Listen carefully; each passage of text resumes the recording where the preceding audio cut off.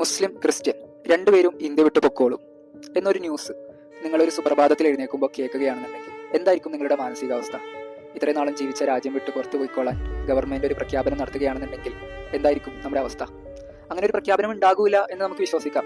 കാരണം ഇന്ത്യയിൽ ഒരു ഭരണഘടനയുണ്ട്, ഭരണഘടനയാണ് supreme law of the country. ഭരണഘടനയ്ക്ക് ഒരു പ്രിയാമ്പിൾ ഉണ്ട്, ആമുഖമുണ്ട്. ആമുഖത്ത് we the people of India having solemnly resolve to constitute India into sovereign socialist secular democratic. അപ്പോൾ സെക്കുലർ എന്ന് അവിടെ ഓൾറെഡി പറഞ്ഞു പോയിട്ടുണ്ട്. അതുകൊണ്ട് ഇന്ത്യയിലെ എല്ലാ മതവിശ്വാസികൾക്കും നിൽക്കാൻ പറ്റുമെന്നുള്ളത് നമ്മുടെ വിശ്വാസം, നമ്മുടെ അവകാശം. ഭാവിയിൽ ഇനി അത് മാറ്റം വരുത്തപ്പെടുകയില്ല എന്നിങ്ങനെ ഉറപ്പ് പറയാൻ പറ്റും? ഉറപ്പായിട്ടും മാറ്റം വരുത്തപ്പെടാം.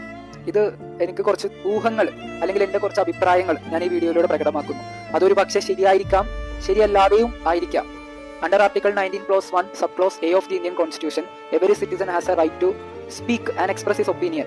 ഓരോ ആളുകൾക്കും അവരുടെ അഭിപ്രായങ്ങൾ പറയാനും അത് പെയിന്റിലൂടെയോ ഡ്രോയിങ്സിലൂടെയോ വരച്ചോ കാണിക്കാനുള്ള അവകാശമുണ്ട്. ആ ഒരു അവകാശം വിനിയോഗിച്ചുകൊണ്ട് എന്റെ കുറച്ച് തോന്നലുകൾ ഞാൻ പറയാൻ ആഗ്രഹിക്കുകയാണ്. ഇന്നത്തെ ദിവസം 53ാമതായി ചുമതലയേറ്റ ജസ്റ്റിസ് സൂര്യകാന്ത് സാർ അധികാരത്തിലെത്തിയ ശേഷം ഒരു കാര്യം പറഞ്ഞു. എന്താണെന്നറിയോ? കൊളീജിയം സിസ്റ്റം മാറ്റിയിട്ട് നാഷണൽ ജുഡീഷ്യൽ അപ്പോയിന്റ്മെന്റ് കമ്മീഷനെ വീണ്ടും പുനഃസ്ഥാപിക്കാനുള്ള നടപടികൾ എടുക്കേണ്ടതായിട്ടുണ്ട്. ആ വിഷയത്തിൽ പുനർപരിശോധന നടത്തണം. എന്താണ് നാഷണൽ ജുഡീഷ്യൽ അപ്പോയിന്റ്മെന്റ് കമ്മീഷൻ? എന്താണ് ഈ ന്യൂസ് കേട്ട ഉടനെ തന്നെ ഞാൻ ഈ വീഡിയോയിൽ വന്നിട്ട് നിങ്ങളുടെ അടുത്ത് പറയുന്നത് മുസ്ലിം ക്രിസ്ത്യൻ ഇന്ത്യ വിട്ടു പൊക്കോ എന്ന് പറയുന്നതിന്റെ കാരണം എന്താണെന്ന് ആലോചിച്ചിട്ടുണ്ടോ? ഞാൻ പറഞ്ഞുതരാം. എന്താണ് ഈ national judicial appointment commission? National judicial appointment commission എന്ന് പറഞ്ഞാൽ സുപ്രീം കോടതിയിലെ ഹൈക്കോടതിയിലും ജഡ്ജിമാരെ നിലവിൽ അപ്പോയിന്റ് ചെയ്യുന്നതും ഏൽപ്പിക്കുന്നതും അല്ലെങ്കിൽ തീരുമാനിക്കുന്നതും ഒരു കൊളീജിയം സിസ്റ്റം വഴിയാണ്. അതായത് ജഡ്ജിമാരടങ്ങുന്ന ഒരു പാനലാണ് ഇപ്പോൾ നിലവിലെ അടുത്ത ജഡ്ജിമാരെ തീരുമാനിക്കുന്നത്. അത് അവിടെ നിന്നും മാറ്റി പൊളിറ്റിക്കൽ ഇന്റർഫിയറൻസ്, അതായത് കേന്ദ്ര തലത്തിലെ ലോ മിനിസ്റ്ററും പ്രൈം മിനിസ്റ്ററും അടങ്ങുന്ന പൊളിറ്റിക്കൽ ബോഡീസിന്റെ ഇന്റർഫിയറൻസോട് കൂടി പൊളിറ്റിക്കൽ ബോഡിയുടെ തീരുമാനത്തിൽ ജഡ്ജിമാരെ അപ്പോയിന്റ് ചെയ്യപ്പെടുന്ന ഒരു സിറ്റുവേഷൻ അല്ലെങ്കിൽ ഒരു സമ്പ്രദായമാണ് നാഷണൽ ജുഡീഷ്യൽ അപ്പോയിന്റ്മെന്റ് കമ്മീഷൻ എന്ന് പറഞ്ഞ പുതിയ സിസ്റ്റത്തിലൂടെ കൊണ്ടുവരാൻ ഉദ്ദേശിക്കുന്നത്. 2000 ഓൾറെഡി പ്രധാനമന്ത്രി നരേന്ദ്രമോദി ഇത് അവതരിപ്പിച്ചതായിരുന്നു. അണ്ടർ ആർട്ടിക്കിൾ 124A പ്രകാരം ഇന്ത്യൻ ഭരണഘടനയിൽ ഇത് കൊണ്ടുവന്നതാണ്. പക്ഷെ 2014 ഫോർത്ത് ജഡ്ജ് കേസ് എന്ന് പറഞ്ഞ സുപ്രീം കോടതിയുടെ ഒരു ഡിസിഷനോടുകൂടി കോടതി എന്ത് ചെയ്തു? ഈ ഒരു സമ്പ്രദായത്തെ പറ്റൂല, നമ്മുടെ രാജ്യത്തിന്റെ ഇന്റഗ്രിറ്റി ആൻഡ് ഇൻഡിപെൻഡൻസിനെ തകർക്കും എന്ന് പറഞ്ഞ് തള്ളിക്കളഞ്ഞതാണ്. കോടതിക്ക് ഒരു അധികാരമുണ്ട്, പ്രോസ്പെക്റ്റീവ് ഓവർ റൂളിംഗ്. അതായത് കോടതി തന്നെ പറഞ്ഞ കാര്യത്തെ തിരുത്താനുള്ള അവകാശം കോടതിക്കുണ്ട്.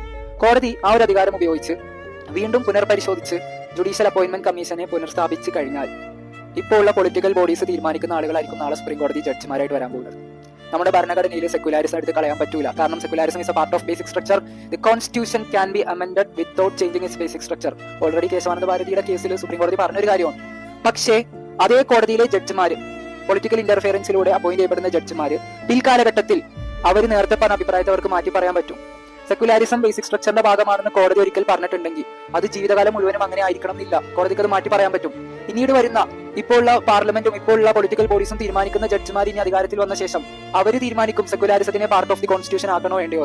അവർ അത് വേണ്ട, ബേസിക് സ്ട്രക്ചറിന്റെ ഭാഗമല്ല, അതായത് സെക്യുലാരിസം വേണമെങ്കിൽ പ്രിയാമ്പിളിൽ നിന്നും എടുത്ത് കളയാം എന്ന തീരുമാനത്തിലോട്ട് അവർ എത്തിക്കഴിഞ്ഞാൽ നാളെ പാർലമെന്റ് ഒരു നിയമം ഉണ്ടാക്കി ഇന്ത്യയിൽ ഹൈന്ദവ വിശ്വാസികൾ മതി, മറ്റ് ഇഴവ കീഴ്ജാതി ആളുകളും മൈനോറിറ്റി ആയിട്ടുള്ള മതവിശ്വാസികളും വേണ്ട എന്ന തീരുമാനം അവരെടുത്താൽ, സെക്യുലാരിസം ഇന്ത്യൻ ഭരണഘടനയിൽ നിന്ന് റിമൂവ് ചെയ്താൽ എന്ത് ചെയ്യേണ്ടി വരും? അന്ന് പൊളിറ്റിക്കൽ ബോഡി ഒറ്റ പാർട്ടി, അതേ പാർട്ടി തന്നെ എക്സിക്യൂട്ടീവ് ഭരിക്കും. അതേ പാർട്ടിയുടെ ആളുകൾ ജഡ്ജിമാരായി കൂടി വന്നു കഴിഞ്ഞാൽ പിന്നെ ഒന്നും ചെയ്യാനില്ല. എന്തെങ്കിലുമൊക്കെ സംഭവിച്ചതിന് ശേഷം അന്ന് ആലോചിച്ചാൽ മതിയായിരുന്നു എന്ന് ചിന്തിച്ചിട്ട് കാര്യമില്ല. ഇന്നേ ആലോചിക്കണം, നാളെ എന്തെങ്കിലുമൊക്കെ സംഭവിക്കാം. അതിനുവേണ്ടി ഇന്ന് എനിക്ക് എന്ത് ചെയ്യാൻ പറ്റുമെന്ന് ആലോചിച്ചാൽ ഒരുപക്ഷെ നാളത്തെ ഇന്ത്യയെ നമുക്ക് കാത്തു സംരക്ഷിക്കാൻ പറ്റും. ഇതെല്ലാം വെറും എന്റെ ഒരു തോന്നൽ മാത്രമായിരിക്കാം.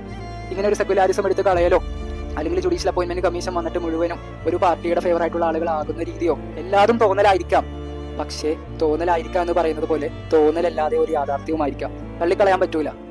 അതുകൊണ്ട് എന്തെങ്കിലുമൊക്കെ സംഭവിച്ചതിന് ശേഷം വിലപിക്കാതെ സംഭവിക്കുന്നതിന് മുന്നേ വേണ്ട രീതിയിൽ നടപടിയെടുക്കാൻ വേണ്ടി നമുക്കിപ്പോൾ ചെയ്യാൻ പറ്റുന്നത് എന്താണോ അത് ചെയ്യാൻ നോക്കാം.